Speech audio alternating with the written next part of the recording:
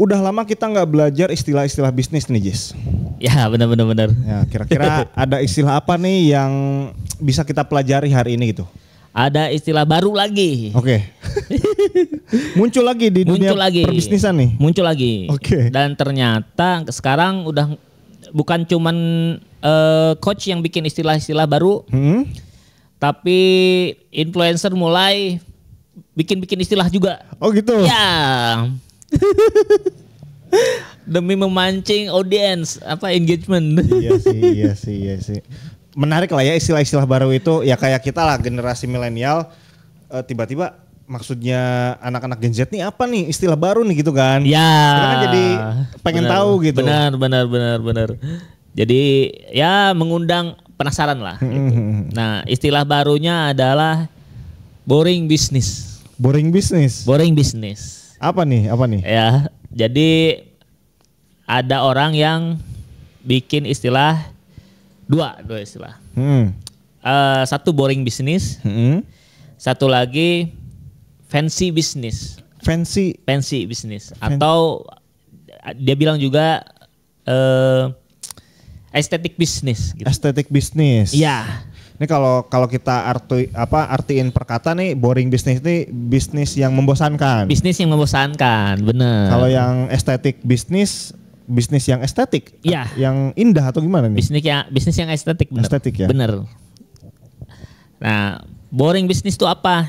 Contoh adalah bisnis laundry, terus warteg, terus pecel ayam. Yang gitu-gitu aja ya? Ya, yang sebenarnya standar gitu-gitu aja, di mana-mana juga ada tahu gitu. Yang dulu kita juga bahas tuh yang bisnis yang udah pasti ada marketnya, udah laku gitu. Iya, kalau kita kan sebutnya bisnis umum lah ya. Bisnis umum lah, bener, bisnis umum lah. Tapi kalau ini influencer ini bikin istilahnya boring business. Boring business, katanya membosankan bisnis ini.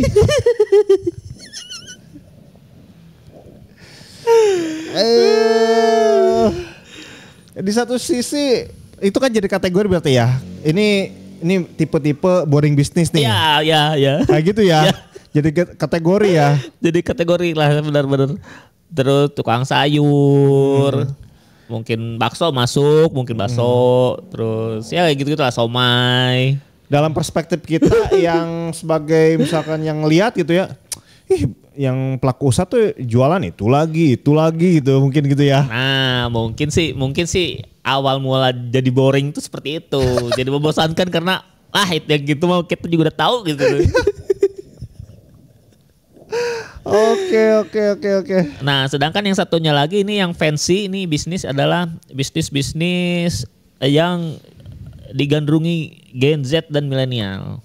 Oke. Kayak kita lah bikin studio desain gitu yang apa sih orang nggak ngerti bisnis apa sih gitu. Iya.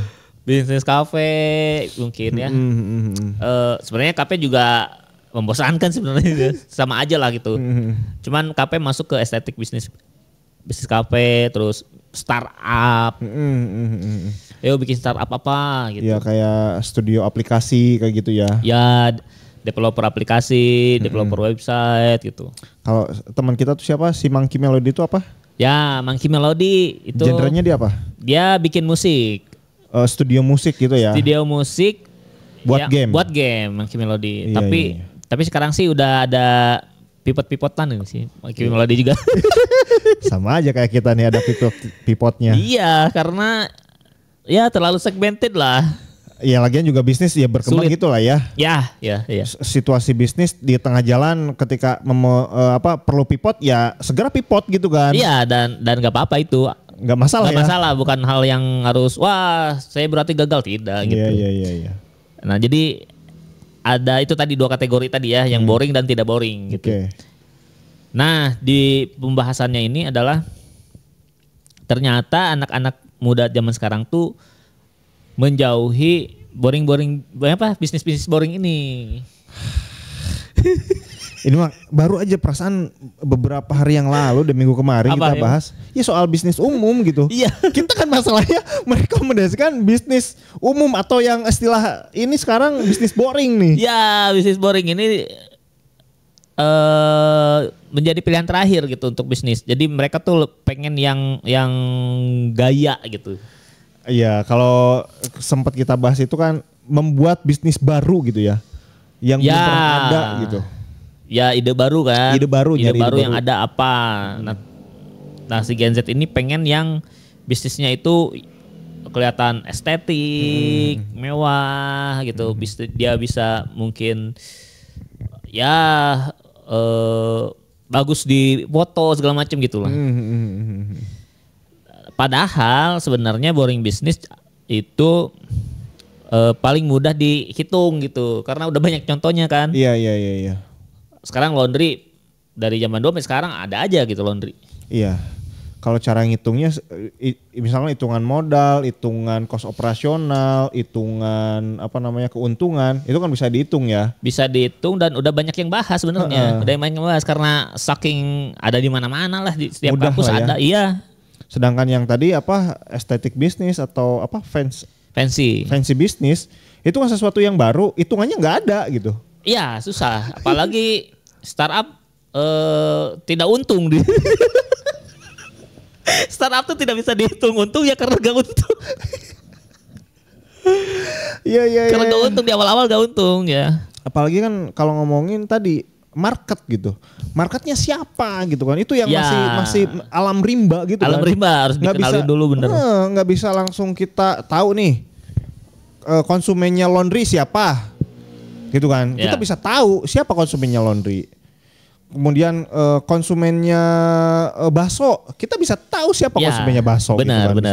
Yang boring bisnis. Tapi kalau tadi estetik bisnis, kita tuh nggak tahu. Tapi no problem sih ya. Tapi no problem ya. Kalau misalkan teman-teman Gen Z ini suka dengan estetik bisnis, ya nggak masalah juga sih ya. Nggak masalah. Tapi ya itu menjadi diremehkan gitu. Yang boring ini. Itu berarti mindsetnya jadi akhirnya diremehkan. Akhirnya orang yang bikin boring bisnis ini ngapain bisnis kayak gitu misalkan gitu. Benar. Padahal belum tentu bisa jadi omsetnya yang boring ini malah wah tidak memboringkan. Bener. Iya. Kemungkinan ada kesalahan mindset nih, bisa ada kesalahan mindset bener. Ya itulah lebih mengagung-agungkan ini. Nah kemungkinan sih karena kalau Gen Z kan dari lahir udah ada sosial media. Dan selebgram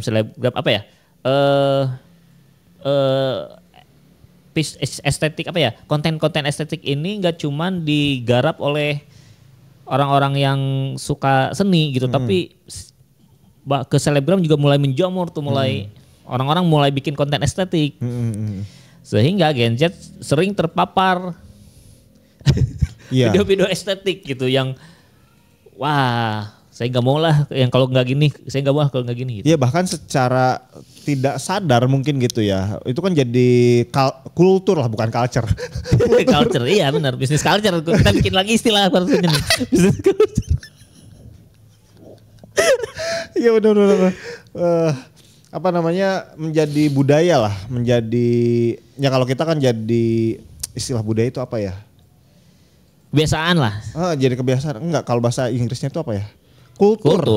Iya, kultur kan. Kultur. Jadi kulturnya teman-teman gitu.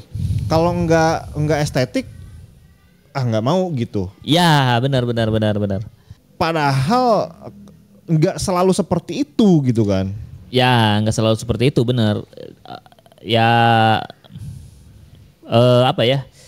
karena banyak lah bisnis boring yang menghasilkan lah gitu.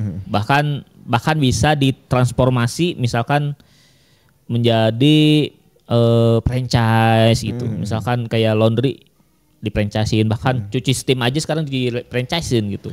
Benar. Cuci steam, bengkel di-franchisein gitu. Benar. Di waralabakan gitulah. Sehingga ya tidak bisa dianggap remeh lah gitu. Ya menurut saya sih sebenarnya sih nggak masalah mereka seneng sama bisnis estetik kayak gitu. Tapi yang salah adalah cara berpikirnya. Kalau menganggap bahwa bisnis boring itu boring gitu. Ya, benar-benar. Karena terjebak dengan istilah misalkan, bisnis boring. Jadi konotasinya tuh negatif gitu. Ya. Kesannya itu negatif. Kalau kita ngomongin bisnis umum ya bisnis umum kebanyakan gitu kan. Benar.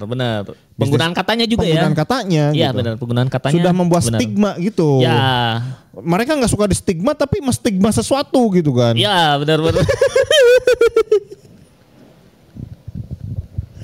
Emang kelakuan nih anak-anak muda sekarang nih. Sebenarnya sih tadi kalau pengen bisnis menggunakan ide-ide baru yang segar yang belum pernah ada, ya itu nggak masalah gitu ya sebetulnya. Nggak masalah. Gitu. Tapi yang jadi masalah tadi kalau saya sih keberatan ini bisa jadi masukan yaitu meremehkan bisnis-bisnis yang umum atau bisnis yang diistilahkan boring tadi. Ya. Karena belum tentu teman-teman tadi kalau kata Ajis bisnis boring belum tentu penghasilannya boring. Benar. Dan ya itu apalagi bisa kalau kita bisa ngembanginnya tadi malah bisa jadi franchise gitu. Iya. Laundry buka cabang misalkan di tiap kampus kita ada outlet laundry. Wah, uang udah banyak sih. Dan sebenarnya sih kalau gitu sih sebetulnya teman-teman Gen Z ini atau yang di bawahnya itu jadi korban dari para influencer yang Gen Z juga atau yang milenial yang bikin istilah-istilah itu. Bisa jadi nih. Wah, jangan-jangan memang si konten kreator ini mencoba membuat stereotip baru kayaknya karena dianya mau bisnis itu. Biar orang-orang gak ada saingan gitu mungkin ya. Bisa jadi nih. Benar. Ya pada dasarnya kalau bisnis memang apa ya? Tergantung orangnya sih. Tergantung orangnya. Ada orang yang memang seneng apa ya? Seneng yang estetik yang perfect gitu, yang mungkin bagus, tokonya dari segi tokonya bagus, interiornya bagus, ada juga yang gitu. Ada juga yang mungkin bisnis aja lah gitu, penting laku, nggak peduli interiornya, penataannya gitu. Ya, beda-beda tiap orang gitu. Nah tapi kebiasaan yang estetik ini kadang bisa jadi malah menunda bisnisnya, menghambat bisnisnya. Iya. Karena kita belum dapat nih misalkan interiornya belum oke nih. Iya. Garap lagi gitu. Iya. Malah bisa berkutat di di gagasan, di ide. Iya. Gambar. Nggak mau yang kayak gini gambarnya, gambar lagi terus. Iya. Dengan proses ide, proses mengkreasi misalkan interior desainnya itu kan bisa jadi lama gitu. Terus aja ganti gitu. Iya, benar. Itu kejadian waktu di Kebunisan juga tuh. Jadi waktu baru mulai bisnis kan gini, second order meja-meja nih, order kursi gitu ya. Belum jadi karena dia custom. Terus kata bapak saya, mana nih katanya mau bikin bisnis katanya. Nunggu dulu itunya, udah pakai aja yang ada dulu katanya. Ngapain bikin lagi katanya. Pakai meja yang ada aja, tapi kan jadinya campur gitu bentuk-bentuknya gitu ya, kan kurang oke aja gitu. Ya secara visual tidak estetik itu loh. Iya itu sebenarnya itu juga kejebak juga itu. Udah pakai aja kursi yang ada, udah katanya. Yang penting orderan banyak gitu loh. Jadi pemikiran boomer lah, katakan boomer lah berpikir udah ngapain pakai yang ada aja dulu. Yang penting bisnisnya udah jalan gitu. Profitnya gede baru nanti direnov gitu. Iya, sedangkan ya tadi yang yang perlu estetik banget udah sesempurna itu misalkan gitu ya. Kalau belum ya nggak bakal dimulai gitu. Gak bakal dimulai. Akhirnya akan menghambat diri sendiri. Benar. Itu bisa jadi yang ngalangin kita mempercepat memulai bisnis salah ya gitu ya. Ya intinya buat teman-teman yang mau mulai bisnis nih gak harus estetik kayak gitulah kalau bisnis loh. Teman-teman mau bisnis apa terserah bidangnya, misalkan mau snack mau apa. Nah misalkan outletnya mau dibikin estetik ya silahkan. Gak ada aturan sebenarnya, gak ada aturan. Benar. Cuman tadi estetik kadang itu menghambat itu karena kita nggak dapat formulanya yang bagus gitu. Iya sebenarnya sih teman-teman bisa belajar dari teman-teman segenerasinya kayak si Alip Cepmek gitu kan. Ya. Dia jualan apa di gang gitu hujan-hujanan gitu kan. Ya. Nggak nunggu estetik gitu kan. Ya. Jadi kalau misalkan ada influencer yang kesannya itu membuat istilah baru dan itu malah ternyata menstigma hal-hal soal-soal bisnis kayak gitu ya. Yang nggak harus selalu diikutin gitu. Nggak harus selalu diikutin, benar. Kalau misalkan si influencernya ayo bisnis langsung misalkan gitu ya. Dengan modal yang kita punya, dengan skill yang kita punya, percepat, ya oke aja sih. Tapi kalau malah menghambat kita mau berbisnis, kok jadi terhambat gini gitu kita. Ya. Nggak harus selalu didengarkan, cari perbandingan deh gitu. Nggak harus dengerin satu doang gitu ya. Satu influencer doang, cari perbandingan. Jadi ketika kata si ini A, kata si ini B, kata si ini C. Nah coba cari yang cocok dengan teman-teman gitu kan. Ya benar. Karena setelah kita berbisnis lah, Kebun Desain berbisnis nih,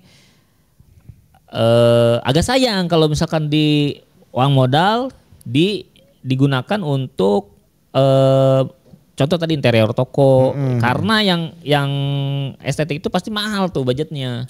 Iya sih pasti mahal sih. Pertelan bahkan kayak rak-raknya aja itu di luar harga normal gitu yang. Iya. Ini sih kayak gini kayak pancuran kocoran air di kamar mandi gitu ya. Pakai yang shower, bentuk shower itu kan jauh banget. Yang ini harganya 20.000, yang ini harganya 2 juta gitu. Benar. Iya beda itu. Item-itemnya itu mahal-mahal gitu, sehingga pasti costnya lebih banyak kalau yang estetik itu. Nah yang kedua lebih baik modalnya memang dipakai untuk si operasional aja. Iya, contoh misalkan kayak kita pernah share juga tuh cara menggunakan modal. Jadi modal itu dibagi untuk beberapa kali percobaan gitu. Jangan langsung brut semuanya diinvestasikan ke bangunan, ke furnitur. Benar. Teman-teman itu nanti akan perlu yang namanya biaya marketing gitu ya. Dan biaya marketing itu gede banget parah. Ya biaya marketingnya, biaya ya lain-lain lah. Bikin produknya, jualannya, sewa apa gitu ya. Nah sehingga harus dipikirkan lagi. Ya tadi ya gunakan potensi-potensi ataupun sumber daya yang kita miliki semaksimal mungkin gitu.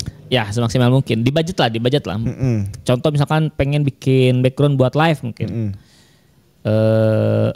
Ya kita cari referensi, ada yang estetiknya yang seperti apa gitu, yang cari yang jangan terlalu over budget lah. Benar. Disesuaikan ya. Disesuaikan benar. Ya itulah, dan buat teman-teman yang mau bisnis nih ada pilihan untuk bisnis yang tadi, yang boring-boring tadi. Tidak apa-apa gitu, bisnis yang itu juga. Kalau misalkan misalkan bisnis baju live TikTok kan pasti sekarang zamannya itu ya. Orang-orang ayo kita live TikTok, ayo kita live Shopee. Setelah dijalanin capek dan lain, ya ada pilihan itu bisnis-bisnis yang boring tadi, buka laundry, buka buka warteg, buka apa gitu ya. Ya Kebun Desain juga berproses nih videonya jadi bisa sampai taraf yang cukup estetik seperti ini misalnya gitu ya. Dulu kan audionya suara motor kedengaran, suara mobil, wah pokoknya gitu kan. Iya, dulu bahkan nggak pakai mic ya. Langsung dari kamera gitu. Iya, gitu. Itu kan naiknya perubahannya tuh mengikuti lah gitu ya, bertahap aja. Bertahap aja. Kalau nggak bisa langsung ya udah bertahap aja gitu. Ya. Kayak gitu ya teman-teman ya. Itu dia bisnis estetik dan versus bisnis boring kayak gitu ya. Ya benar. Kalau teman-teman punya modalnya gede sih nggak masalah, tapi kalau misalkan modalnya kecil itu yang bikin masalah kan. Ya habis. Ya sayang lah. Habis. Cuman buat estetiknya aja gitu, buat operasional dan marketing dan sebagainya malah nggak ada nanti. Oke itu ya teman-teman ya, kalau suka dengan video ini silahkan di like, di komen juga di subscribe, serta kalau misalkan Jis logonya pengen estetik. Nah itu tadi teman-teman bisnisnya boleh boring, tapi tampilannya tetap kekinian. Bener banget. Contoh misalkan bisnis laundry di depan kampus misalkan, ya bikinlah logonya yang bagus gitu, yang estetik, tampilannya gitu ya, pakai seragam ya. Nah buat teman-teman yang mau order logonya bisa ke Kebun Desain. Benar. Bisa juga sekalian desain spanduknya. Benar. Boleh bahannya spanduk tapi desainnya beda gitu. Benar. Boleh juga tuh kayak gitu. Terus kita juga bisa desain produknya. Kalau misalkan teman-teman bisnis produk, misalkan kayak snack, kayak makanan ringan, itu bisa juga order desain kemasannya ke Kebun Desain. Ya, kalau belum punya modalnya banyak kok teman-teman pelaku usaha yang dia bisnis dulu selama 1 tahun, udah kekumpul nih modal buat beli desain biar diestetikin, biar dibagusin. Ya, gak masalah ya. Gak masalah, di tengah jalan juga gak apa-apa. Terus, nah yang paling penting nih, mau itu bisnis boring, mau itu bisnis tidak boring, wajib daftar merek. Karena nanti bisnisnya dipakai orang namanya ya. Bener dan banget. itu merugikan. Contoh misalkan teman-teman bikin laundry nih, misalkan Raja Laundry ya di depan kampus ITB misalkan. Tiba-tiba ada orang nih kecil bikin juga Raja Laundry katanya. Di depan misalkan kampus ITENAS misalkan. Jadi kan orang mikirnya, wah ini cabang dari ITB nih kan gitu. Bener. Ayo kesana juga gitu. Bener. Padahal bukan milik kita gitu. Jangan sampai nanti dibajak lah bisnisnya. Oke, itu aja video kali ini. Sukses terus buat teman-teman yang mau bisnis. Jangan lupa tips-tips tadi ya. Sampai jumpa di video berikutnya. Bye-bye.